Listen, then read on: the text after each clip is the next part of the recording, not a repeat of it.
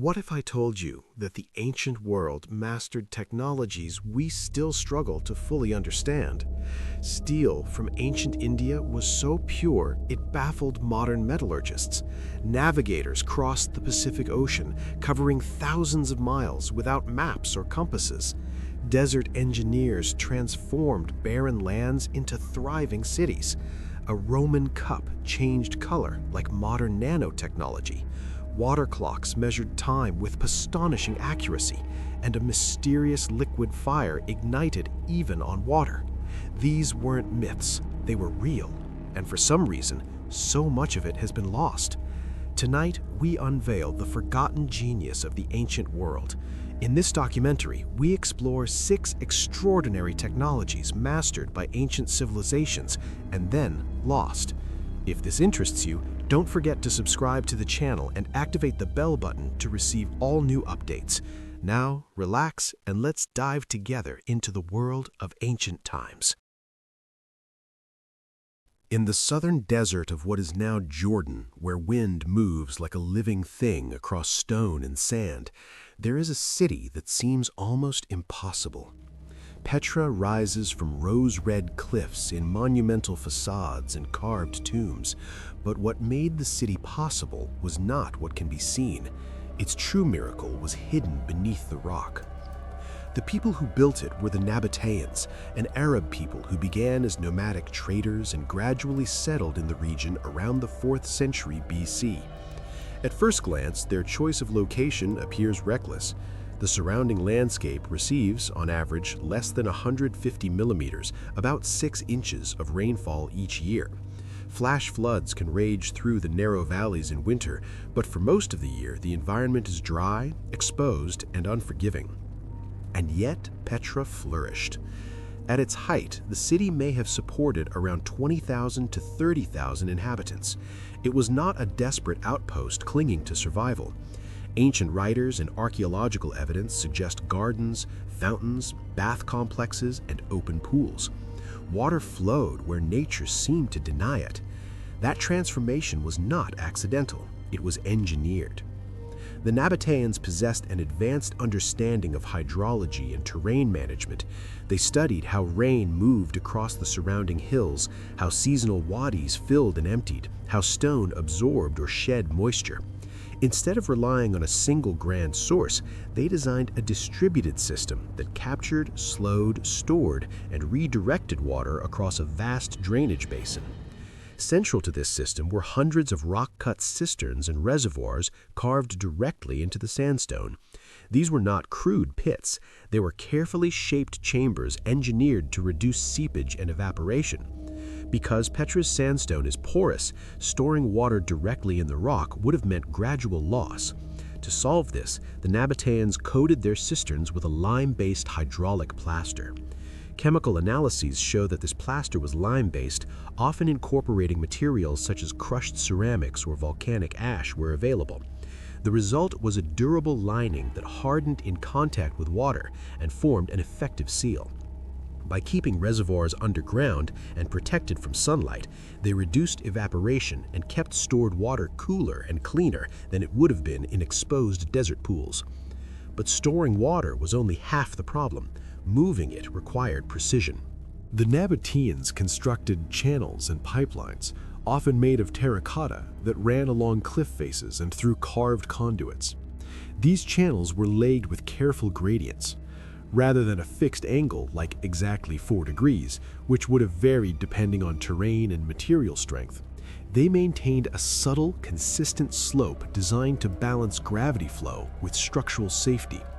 Too steep and water would accelerate, increasing pressure and damaging joints. Too shallow and it would stagnate, deposit sediment, or fail to reach its destination. Through careful surveying and incremental adjustment, they created a gravity-fed system capable of transporting water from springs and catchment areas several kilometers away into the city center. The precision required was mathematical, but it was achieved without modern instruments, through observation, experience, and iterative construction. Water control was not just about survival, it was the foundation of Nabatean power. Petra sat at the crossroads of major trade routes linking southern Arabia with the Mediterranean world. Caravans transporting frankincense and myrrh, luxury goods prized in temples and royal courts, had to pass through Nabatean-controlled territory. In a desert landscape where both water and protection were scarce, the Nabateans offered both. Wells, reservoirs, and managed stopping points gave them leverage. They taxed caravans, regulated passage, and transformed environmental mastery into economic dominance. Recent archaeological research has revealed that the visible monuments of Petra represent only a fraction of the city's engineering. Traditional ground surveys mapped temples, tombs, and streets, but modern remote sensing technologies, including aerial photography and laser scanning, LiDAR, have revealed a far more extensive network hidden beneath sand and rubble. These scans show diversion channels, terrace systems, check dams, and flood barriers stretching far beyond the central city. These structures performed dual functions. During rare but intense winter storms, they slowed and redirected flash floods, preventing destructive torrents from tearing through the narrow Siege and the city's core. Instead of allowing floodwater to become catastrophe, the Nabateans broke its force through stepped dams and deflection walls, capturing runoff into reservoirs. During dry months, the same system stored and rationed water with remarkable efficiency. This was not simply a city with plumbing. It was a desert watershed turned into infrastructure. Petra's decline was gradual rather than sudden. In 106 AD, the Nabatean kingdom was annexed by the Roman Empire. Roman administration did not immediately destroy the city. In fact, Petra continued to function and even saw additional construction under Roman rule. However, political and economic shifts redirected major trade routes. Maritime trade through the Red Sea increasingly reduced the importance of overland caravan networks. As economic centrality faded, so did the resources and labor required to maintain the complex water systems. These systems depended on constant upkeep, clearing silt traps, repairing plaster linings, maintaining channels. Without routine maintenance, sediment accumulated and conduits failed. Compounding this decline were major earthquakes in the 4th and 6th centuries AD, documented in regional records. These seismic events damaged structures, fractured channels, and disrupted aqueducts. Once key arteries of the water system broke, restoring them required technical knowledge and organized labor that may no longer have been available at the same scale. Gradually, the balance tipped. Without full hydraulic functionality, population decreased. Over centuries, Petra receded into relative obscurity, known locally but largely absent from broader historical awareness until its rediscovery by European explorers in the 19th century. In the 20th and 21st centuries, archaeologists and engineers began to understand that Petra's greatness was not confined to its monumental facades. Its true achievement lay underground, in a decentralized, adaptive water management strategy that modern desert planners now study closely. Unlike massive centralized dams, which lose significant water to evaporation in arid climates, the Nabatean approach emphasized distributed capture, underground storage, and terrain-based diversion. It was resilient rather than monolithic, flexible, redundant, and locally integrated. Today, we can model water flow with computers and design systems using satellite imagery. Yet the Nabateans, working with stone, clay, lime, and observation, created a city that turned scarcity into abundance. Their pipes and gradients can be explained with physics. Their plaster can be replicated chemically. But the scale of coordination, the ability to transform an entire desert basin into a managed hydrological machine, remains extraordinary. Petra is often described as a city carved from stone. In truth, it was a city carved from water. Imagine standing on a battlefield 2,000 years ago. Dust fills the air, shields splinter, horses scream. In that chaos, the outcome of an empire might rest on a single blade. Across the ancient world, travelers told stories of a metal unlike any other, A steel so sharp it could slice a falling silk scarf, so resilient it could meet a heavy iron sword and leave the other weapon chipped or broken. Whether every legend was true hardly mattered. The reputation alone was powerful enough to inspire awe from Rome to China. This material was known as Wootz steel, an extraordinary product of the Indian subcontinent that represents one of the most remarkable achievements in ancient material science. In an era when most soldiers carried relatively soft wrought iron or early steels, weapons that bent, dulled, or snapped under stress, certain warriors in South India wielded something fundamentally different. A Wootz blade offered a rare balance, hard enough to hold a razor-sharp edge, tough and flexible enough to absorb shock without shattering. When polished, its surface revealed a flowing, watery pattern, subtle waves that seemed to ripple across the metal. This was not decoration, it was not etched in afterward. The pattern was the visible signature of the steel's internal microstructure, bands of carbide particles formed deep within the metal itself. Centuries later, blades forged in the Middle East from imported Indian Wootz ingots would become famous as so-called Damascus steel swords. But the origin of that legendary material lay in India. The story of Wootz likely reaches back to at least the mid-first millennium BC, possibly earlier.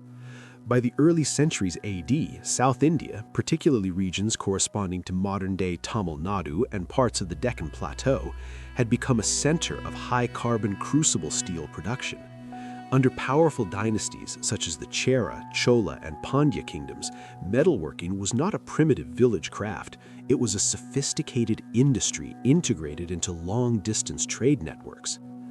Archaeological and textual evidence shows that high-quality Indian steel was exported westward to the Mediterranean world and eastward across Asia. Roman writers mention Indian iron and steel. Roman gold coins have been found in South India.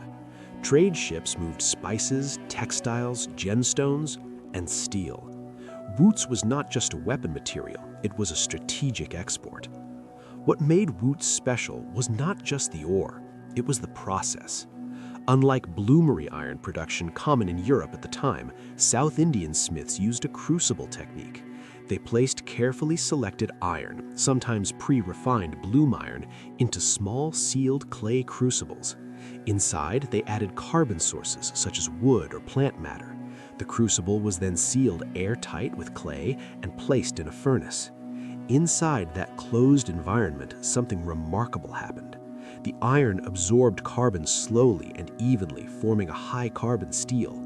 Because oxygen was excluded, the metal could melt and solidify in a controlled way, allowing carbon to distribute through the liquid iron before cooling. This was centuries before modern chemistry, yet these smiths understood, empirically, how to control temperature, atmosphere, and timing with astonishing precision. They judged the fire by color. They judged the crucible by sound. They worked without thermometers or chemical equations. They were, in practice, early materials engineers. In the late 20th century, metallurgists such as John Verhoeven and Alfred Pendray studied surviving Wootz blades using advanced microscopy. Their work helped explain the famous watered pattern. It was caused by the alignment of cementite, iron carbide, structures within the steel. At one point, some researchers suggested the presence of carbon nanotubes in ancient Wootz. That claim attracted attention, but it remains controversial and not universally accepted in the scientific community. What is well supported is the trace elements, particularly vanadium and other microalloying elements naturally present in certain Indian iron ores, played an important role in stabilizing the carbide patterns. In other words, the magic was not mystical, it was metallurgical and geological. The specific chemistry of certain South Indian ores contributed to the formation of the distinctive microstructure. Without those trace elements, reproducing the classic watered pattern becomes far more difficult. The steel's importance becomes clearer when we consider how it was used. South Indian kingdoms were powerful maritime and land states engaged in sustained warfare. Weapons needed to endure repeated impacts without catastrophic failure. Some later South Asian weapons, such as the urumi, a flexible sword, required exceptional toughness and elasticity. While not all urumi were necessarily made from classical woots, high-quality crucible steel would have offered significant advantages in durability and edge retention. In prolonged combat, a blade that stayed sharp and resisted breaking was not merely convenient, it was decisive. By the 18th and 19th centuries, European scientists were captivated by the properties of Indian steel. Among them was the great physicist Michael Faraday. Yes, the pioneer of electromagnetism. Faraday obtained samples of Indian crucible steel and attempted to replicate it in Britain. He experimented with alloying elements such as silica and aluminum, suspecting that the secret lay in additives. But despite his brilliance, he could not consistently reproduce the watered pattern or the mechanical performance of authentic woots. The reason, we now understand, was subtle. It wasn't just about adding carbon. It wasn't even just about heat control. It was about the interaction between ore chemistry, trace elements like vanadium, precise carbon content, slow cooling cycles, skilled forging at controlled temperatures. Miss any one variable, and the structure changes. Faraday eventually abandoned the effort. By the 19th century, traditional woods production began to decline. Several factors contributed: depletion or reduced access to specific ore sources, economic shifts, industrial competition, colonial policies. Under the expanding control of the British East India Company, local industries were often restructured or suppressed in favor of imported British industrial goods. Traditional smelting declined in many regions. Just as critically, the knowledge of woots production was transmitted orally through master-apprentice lineages. There were no comprehensive technical manuals, no industrial blueprints. When production slowed and workshops closed, the chain of transmission broke. The knowledge did not vanish overnight, but it gradually faded as the last masters died. Today, modern metallurgy can produce steels far stronger and more consistent than ancient woots. We understand phase diagrams, we use electron microscopes, we design alloys atom by atom. And yet, reproducing traditional woots by strictly historical methods remains difficult. We can analyze what exists inside surviving blades, but fully recreating the exact interplay of geology, craft knowledge, and environmental control is another matter. 2,000 years ago, without formal chemistry, without microscopes, without modern thermodynamics, village metallurgists developed a process capable of creating a steel whose microstructure we are still studying with advanced instruments. The shimmering water pattern on a woots blade is more than beautiful decoration. It is the visible fingerprint of human experimentation, refinement, and accumulated craft wisdom across generations. It is proof that technological genius is not confined to the modern age. Sometimes it is simply forgotten.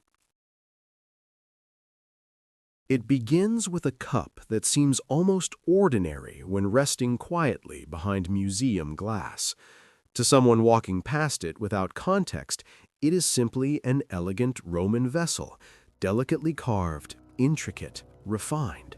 But change the light, and the object transforms. What appeared opaque and green suddenly glows a deep, translucent crimson, like wine ignited from within. This is not a trick of modern display. It is a property built into the glass itself nearly 16 centuries ago. The object in question is known today as the Lycurgus cup, not Lygerus, and it was created in the 4th century AD during the later Roman Empire. Its date places it in the era following Constantine, a time of religious transformation, political restructuring, and extraordinary luxury at the imperial level. It belongs to a rare and technically astonishing category of Roman glass known as a cage cup or diatritum. These vessels were carved from a single thick blank of glass. Craftsmen painstakingly cut away the outer layers until a delicate open-work cage stood free from the inner cup, connected only by tiny bridges of glass. One mistake, One slip of the wheel and months of labor would shatter into fragments. The Lycurgus cup is the only nearly complete example of a Roman cage cup made from dichroic glass, glass that changes color depending on how it is lit. That alone makes it extraordinary. Its survival is a matter of skill and improbable fortune. The imagery carved into its outer cage tells a violent and symbolic myth. It depicts King Lycurgus of Thrace, a legendary opponent of the god Dionysus. In the story, Lycurgus attacks Dionysus and his followers. As punishment, he is ensnared by vines, often interpreted as Dionysus transforming the nymph Ambrosia into a grapevine that coils around the king, binding and destroying him. On the cup, Lycurgus is trapped in a tangle of twisting vegetation, frozen at the moment of divine retribution. The choice of subject was not decorative coincidence. This was a wine cup. Dionysus was the god of wine, ecstasy, and transformation. When filled and lit, the vessel itself appears to transform from green to wine red. The myth and the material work together. The object performs the story. For centuries, scholars puzzled over how the effect was achieved. When illuminated from the front, light reflecting off the surface, the glass appears opaque green. When light shines from behind or from within, it turns a luminous ruby red. The shift is dramatic and unmistakable. Early researchers assumed the phenomenon might have been accidental, perhaps the result of impurities or irregular furnace conditions. It was not until the late 20th century that scientific tools could peer inside the glass and provide a definitive explanation. In 1990, researchers at the British Museum, led by materials scientist Ian Freestone, analyzed microscopic samples taken during earlier restoration work. Using transmission electron microscopy, they discovered that the glass contains tiny particles of gold and silver dispersed throughout its matrix. These particles are not visible to the naked eye. They are on the nanometer scale, roughly 50 to 100 nanometers in diameter. At this scale, metals behave differently from bulk material. The color-changing effect arises from a phenomenon known as surface plasmon resonance. When light strikes the embedded gold and silver nanoparticles, the electrons on their surfaces oscillate in response to specific wavelengths. In reflected light, shorter wavelengths are scattered, giving the cup its green appearance. When light passes through the glass, longer red wavelengths dominate, creating the deep crimson glow. The concentration of metals is minute, on the order of hundreds of parts per million of silver and a smaller proportion of gold. The balance is precise. If the particles are too large, the glass becomes muddy or opaque. If the concentration is wrong, the dichroic effect weakens or disappears. The distribution must be even. The heating and cooling cycle must be controlled carefully to allow nanoparticles to form within the melt. This was not casual craftsmanship. It required repeatable technique. Whether Roman artisans fully understood the physics in modern terms is beside the point. They understood process. They knew how to introduce metal salts into molten glass, how to regulate furnace temperatures, how to cool the material so that particles formed at the correct size. They were manipulating matter at a scale invisible to them, but not beyond their empirical control. Roman glassmaking in the 4th century was highly organized. Workshops, possibly clustered in regions such as Alexandria or Rome, operated with specialized knowledge passed through master-apprentice systems.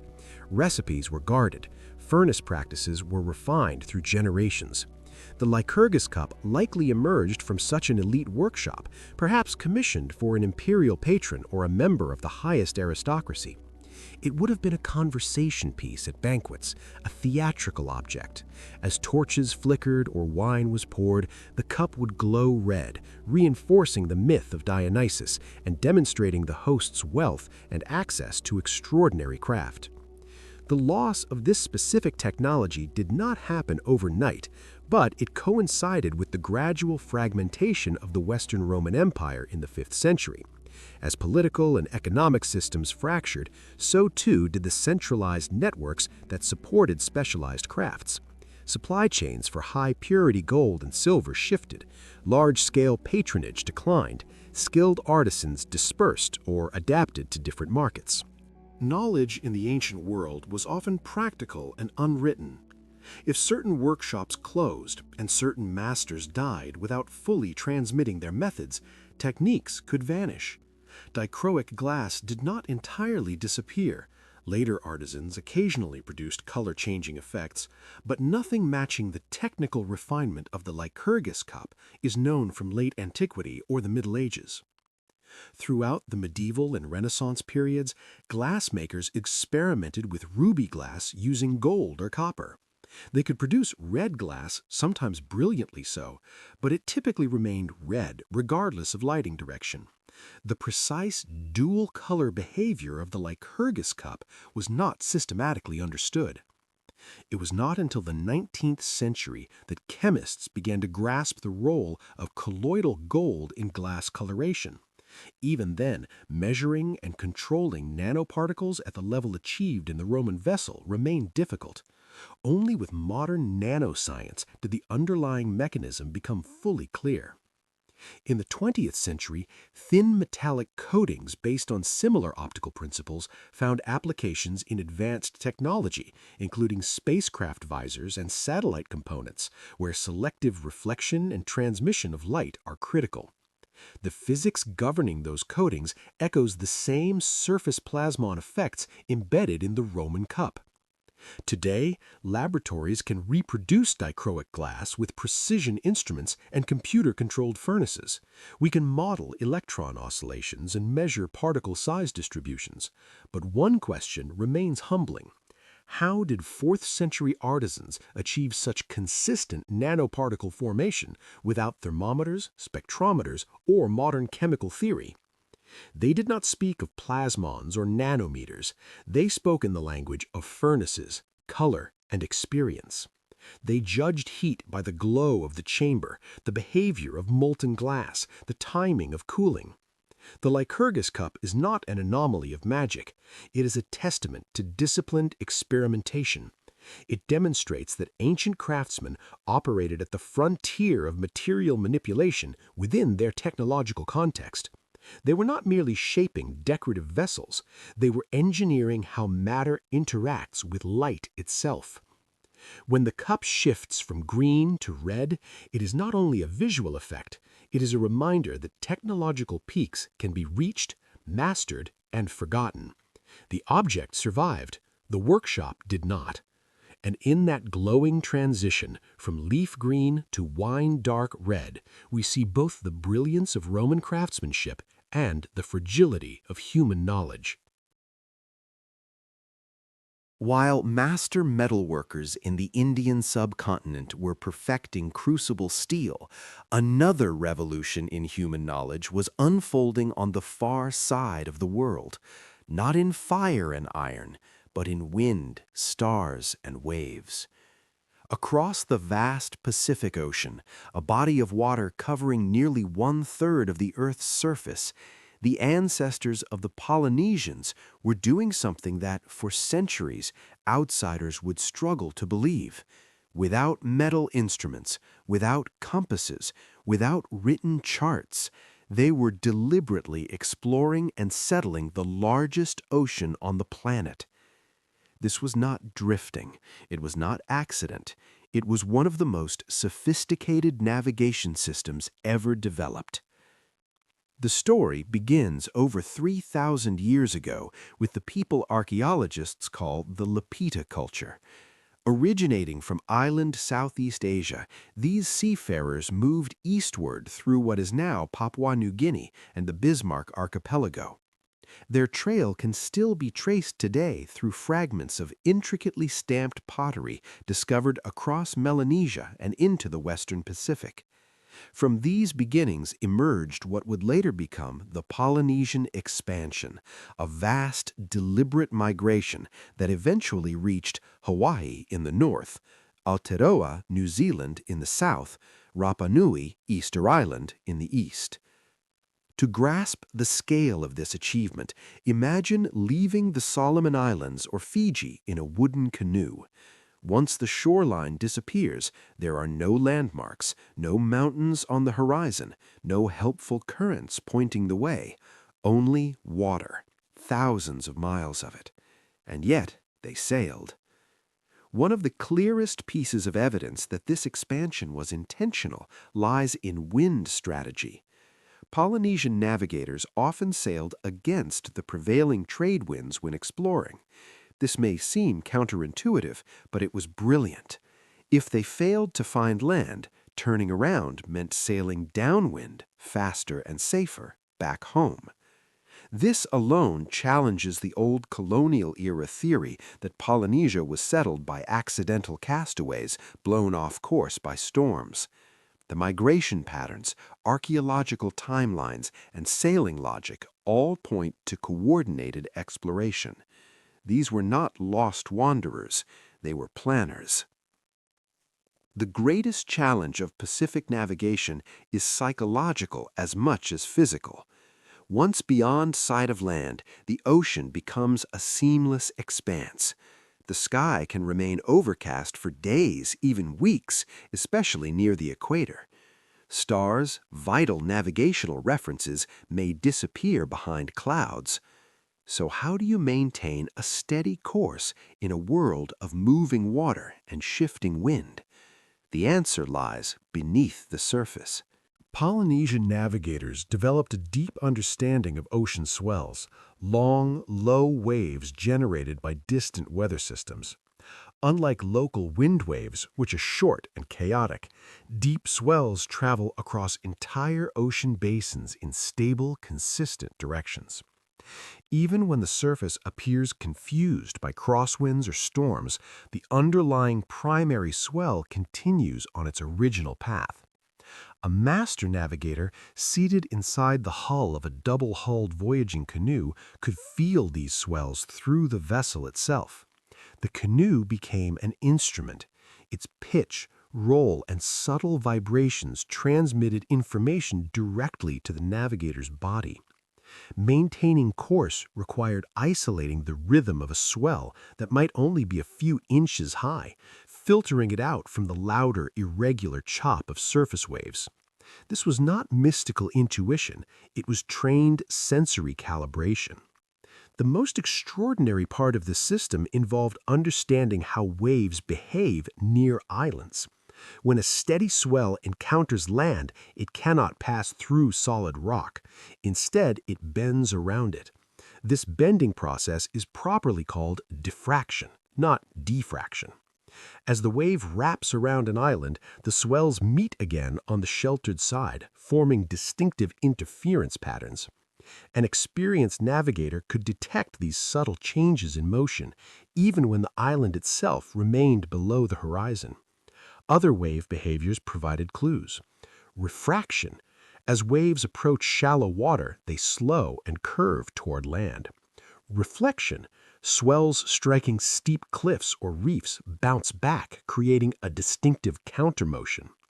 By feeling these patterns, navigators could sometimes sense land from 30 to 50 miles away under favorable conditions, though such distances depended on island size, reef structure, and swell strength. The ocean itself became a map. Wave reading was only one part of a larger navigational system. Navigators from regions such as the Caroline and Marshall Islands developed a mental framework often referred to as a star compass. The horizon was divided into directional houses, each marked by the rising and setting points of specific stars. A navigator memorized hundreds of stellar positions. Over the course of the night, as stars rose and set, they formed a rotating guide system. But here's the crucial point. The true test of mastery was navigating when the stars were hidden. Anyone can steer by visible stars. A master could steer by memory and swell alone. To teach these principles, navigators in the Marshall Islands created remarkable teaching devices known as stick charts. These were not sea charts in the European sense. They were mnemonic tools used on land to train apprentices. There are several types. Matong, a symmetrical teaching model showing how swells interact with a single island. Rebeleb, a larger chart representing wave patterns across island chains, often using shells to indicate specific atolls. Medo, or Medo, more localized charts showing swell and current patterns around nearby islands. These charts were not typically carried on voyages. The knowledge had to live in the navigator's mind. In places like Satawal in Micronesia, master navigators underwent an initiation ceremony known as Po, a sacred recognition of completed training. These navigators were cultural authorities, historians, astronomers, and survival experts combined. Their training began in childhood and lasted decades. Long-distance navigation was not optional. Many Pacific islands are low-lying atolls vulnerable to droughts and typhoons. Maintaining trade and kinship networks between islands was essential for survival. Wayfinding was the logistical backbone of a dispersed oceanic civilization.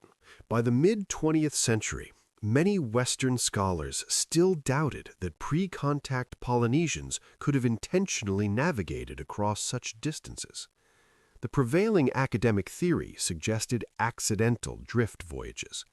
That changed dramatically in 1976. The voyaging canoe Hokulea, a replica of a traditional Hawaiian double-hulled canoe, set sail from Hawaii to Tahiti using only traditional navigation methods. The voyage was organized by the Polynesian Voyaging Society.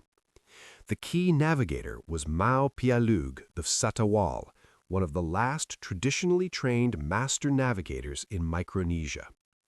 Earlier accounts sometimes misstate his name. It is Mau Pialug. Ethnographer and sailor David Lewis had previously documented traditional navigation, but Mau served as the primary wayfinder on the voyage. Over approximately 2,500 miles, Mau used no compass, no sextant, no chronometer, and no written charts. He steered by stars when visible and by swells when clouds covered the sky. They arrived in Tahiti on target. The voyage demonstrated beyond reasonable doubt that Polynesian expansion was the result of intentional, repeatable navigation science. The arrival of European explorers in the 18th and 19th centuries brought sextants, marine chronometers, and printed charts. These tools were powerful and efficient. Gradually, traditional sensory training seemed less necessary to younger generations. Colonial disruption, missionization, and social change further weakened traditional knowledge systems. Much highly localized swell knowledge, specific to particular island groups and lunar cycles, faded as elder navigators passed away.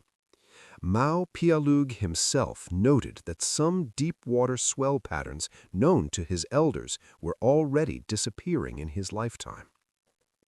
Today, organizations such as the Polynesian Voyaging Society have successfully revived and preserved core wayfinding principles. Voyages continue across the Pacific using traditional navigation. But certain subtleties, the fine-tuned ability to detect land through minute hull vibrations or faint interference rhythms, may never be fully recovered. The settlement of more than 5 million square miles of ocean stands as one of humanity's greatest feats of observational intelligence. No metal instruments, no magnetic compasses, no written maps, only disciplined memory, environmental literacy, and an extraordinary sensitivity to wind, water, and sky. Where modern sailors consult GPS satellites, ancient navigators consulted the pulse of the ocean itself, and for thousands of miles, it was enough.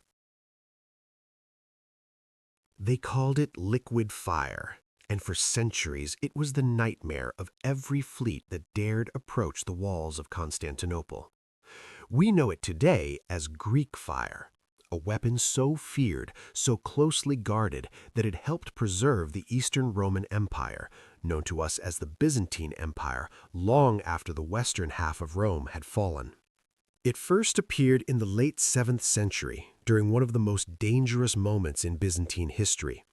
In the 670s, most notably during the Arab siege of Constantinople that began in 674 and lasted intermittently until 678, the empire faced a powerful naval assault from the Umayyad Caliphate. The Byzantine fleet was outnumbered. The capital seemed vulnerable. The Mediterranean, once a Roman lake, had become contested and hostile. Into this crisis stepped a man later identified in Byzantine sources as Callinicus of Heliopolis, likely a refugee from Syria, then under Arab control. He is said to have brought with him the knowledge of a new incendiary substance, one that could be projected from ships and that behaved unlike any conventional fire. Whether Callinicus truly invented it or refined existing knowledge remains debated, but what emerged was not a simple flaming projectile. It was a complete weapons system, chemistry and engineering fused into a single terrifying instrument of war. Greek fire was designed specifically for naval combat. Unlike ordinary flames, it could not be extinguished with water. In fact, accounts repeatedly emphasize that it continued burning while floating on the sea's surface. It clung to wood, sails, and flesh. It spread across hulls and rigging with a stubborn adhesive fury. Once ignited, it turned ships into drifting torches. The delivery mechanism was as important as the substance itself. Byzantine ships were equipped with bronze siphons, pressurized tubes mounted at the prow. The liquid mixture was heated in a sealed container and then forced outward through a pump system, producing a directed stream of flame. Contemporary descriptions speak of a roaring sound like thunder accompanying its discharge. The noise, the flame, and the psychological shock worked together. It was not just a weapon, it was spectacle and terror combined. Constructing such a system required advanced metalworking. The bronze pumps had to withstand high temperatures and internal pressure. The seals needed to be airtight. A failure in the mechanism could ignite the ship deploying it. This was not a weapon for untrained crews. Specialized teams maintained and operated it, carefully managing heat, pressure, and timing in the chaos of battle. As for the chemical composition, no complete formula survives. Modern historians and chemists have pieced together theories from Byzantine descriptions and later Arabic accounts. The most widely accepted hypothesis suggests that the base ingredient was petroleum or naphtha, naturally available in regions around the Black Sea and the Caucasus. To this, the Byzantines likely added resins to increase viscosity, making the substance sticky, and sulfur to intensify combustion. One debated component is quicklime, calcium oxide. Quicklime reacts exothermically with water, generating heat. Some researchers propose that if quicklime were suspended within an oil-based mixture, contact with seawater might trigger ignition or intensify burning. However, stabilizing such a compound inside a storage container without premature reaction would have required considerable practical chemical knowledge. While the quicklime theory is plausible, it remains unproven. What is clear is that Greek fire was not magical, nor was it supernatural. It was a carefully engineered incendiary compound designed to float, adhere, and burn intensely. Claims that it could burn underwater are likely exaggerations or misunderstandings. More probably, it burned on the surface of water and resisted extinguishing because the oil-based mixture repelled water rather than mixing with it. There is no firm evidence that it generated its own oxygen in the way modern oxidizing compounds do. The secrecy surrounding Greek fire was deliberate and extreme. Byzantine emperors treated it as a state monopoly. The 10th century emperor Constantine VII, Porphyrogenesis, even claimed that the secret of the fire had been divinely revealed to Constantine the Great and warned that anyone who betrayed it would suffer heavenly punishment. This was political theater, but effective theater. By cloaking the formula in sacred narrative, the empire reinforced both loyalty and fear. The knowledge appears to have been compartmentalized. One group may have refined the petroleum, Another crafted the bronze siphons. Others handled mixing and deployment. No single individual likely possessed the full process in written form. The secret lived in practice, not parchment. For centuries, this weapon gave the Byzantine navy a decisive defensive advantage. During multiple sieges of Constantinople in the 7th, 8th, and later centuries, Greek fire helped repel enemy fleets that might otherwise have breached the city's seawalls. It acted as a technological barrier, slowing the expansion of rival powers across the eastern Mediterranean. In this sense, Greek fire influenced not just battles, but the geopolitical shape of Europe and the Near East. Yet no secret is immortal. As the Byzantine state weakened in the 11th and 12th centuries, its centralized structures fractured, skilled artisans were displaced, economic networks shifted. The Fourth Crusade in 1204, correcting the date often miswritten as 1204, dealt a catastrophic blow when Western crusaders sacked Constantinople, devastating its infrastructure and administrative coherence. If any remaining institutional continuity of Greek fire production survived into that period, it likely perished in the upheaval. By the time the Ottoman forces besieged and captured Constantinople in 1453, the Byzantines no longer possessed their once feared incendiary supremacy. Gunpowder artillery had become the defining siege technology of the age. The era of siphon-projected liquid fire had passed. Modern attempts to recreate Greek fire have produced substances that burn on water, napalm for example, but these rely on modern petrochemicals and polymers unavailable in the 7th century. When researchers restrict themselves to period-appropriate materials, such as crude oil, sulfur, and pine resins, they can produce fierce and adhesive flames, yet they struggle to replicate every feature described in the medieval sources. The exact ratios, preparation methods, and local material properties remain uncertain. Greek fire represents a different kind of technological loss than mechanical devices like ancient clocks or ships, which can often be reconstructed through structural reasoning. Chemistry is more elusive. Without precise formulations and procedural knowledge, replication becomes guesswork. A slight change in proportion can transform a controlled incendiary into an inert mixture or an uncontrollable explosion. In the end, Greek fire stands as one of history's most successful state secrets. It was guarded so effectively that neither enemies nor descendants ever fully recovered it. For over 5 centuries, it burned across the waves as a symbol of Byzantine resilience.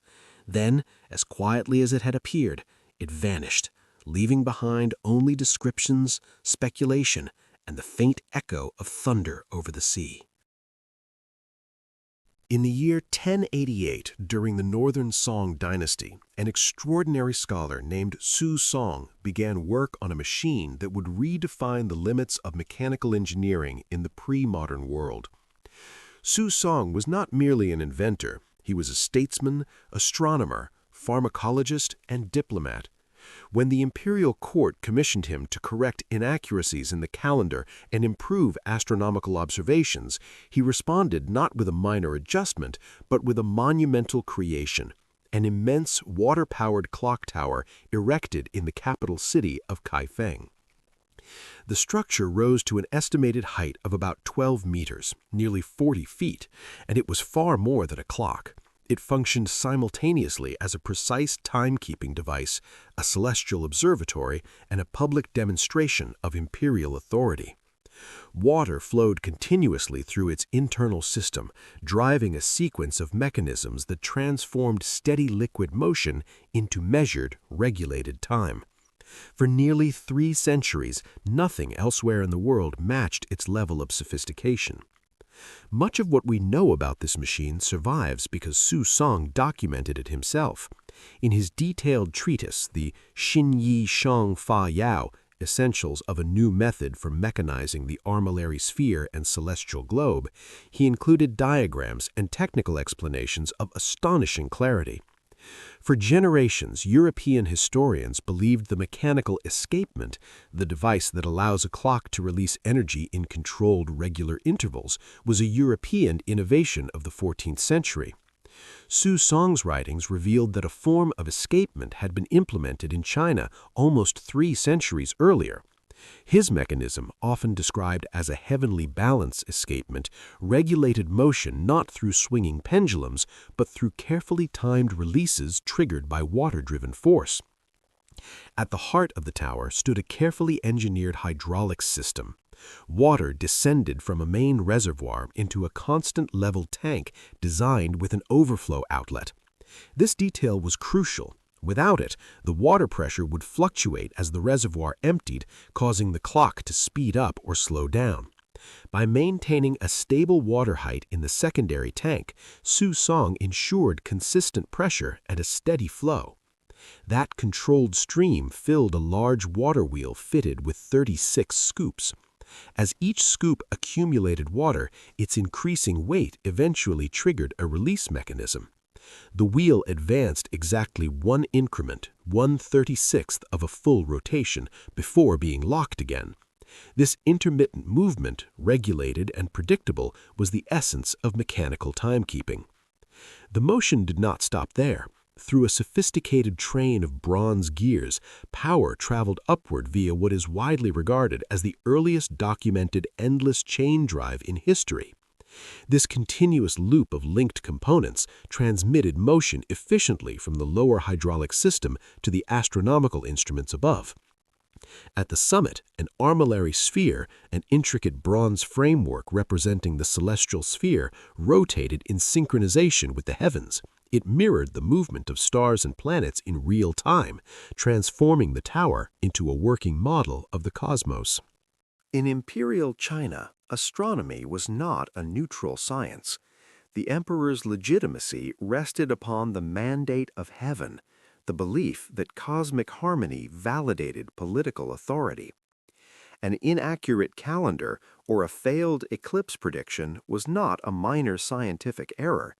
It could be interpreted as a sign that heaven had withdrawn its favor.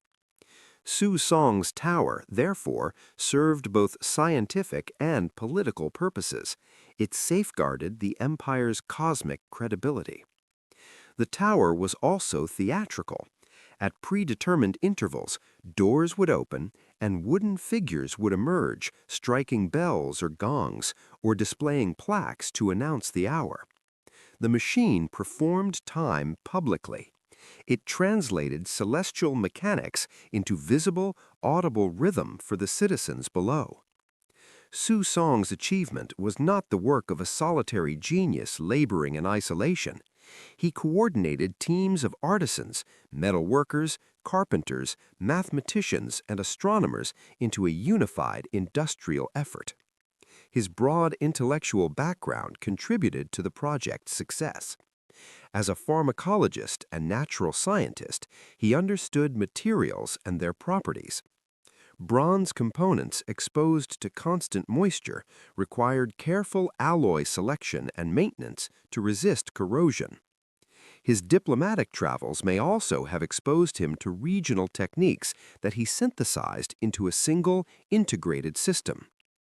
Centuries later, the significance of this achievement was brought to global attention by the historian Joseph Needham in his monumental series Science and Civilization in China. Needham posed a profound question. How could a civilization that developed the magnetic compass, advanced metallurgy, printing, and a mechanical escapement so early fail to continue along that technological trajectory into industrialization? He described this phenomenon as a great divergence in technological momentum. Su Song's clock tower stood as evidence that mechanical innovation in China had once rivaled or surpassed that of later Renaissance Europe. Modern attempts to reconstruct the tower, most notably in Taiwan by researchers at the National Museum of Natural Sciences, have demonstrated both its brilliance and its fragility. Even with modern tools, maintaining the precise balance of water flow, chain tension, and mechanical alignment requires constant adjustment. The original machine likely demanded a dedicated team of skilled technicians to keep it running smoothly. Its complexity was not merely conceptual, it was operational. The end came abruptly. In 1127, during the Jin-Song Wars, forces of the Jurchen-led Jin dynasty captured Kaifeng in what is known as the Jing Kong Incident. The northern Song dynasty collapsed. The invaders dismantled the clock tower, purportedly intending to transport it north. Yet once removed from its original setting, the machine proved too complex to reassemble. The engineers who understood its intricacies were gone, killed, displaced, or unwilling to cooperate. The tower was abandoned, and its bronze components were likely melted down and repurposed. Although Susong's book survived, the living tradition that sustained the machine did not. Later Chinese water clocks never regained the same mechanical sophistication or astronomical integration. By the 16th century, when European mechanical clocks entered China through Jesuit missionaries, they were regarded as novel and impressive devices. Few realized that centuries earlier, Chinese engineers had mastered comparable principles through entirely different means. Recreating the tower today reveals something profound.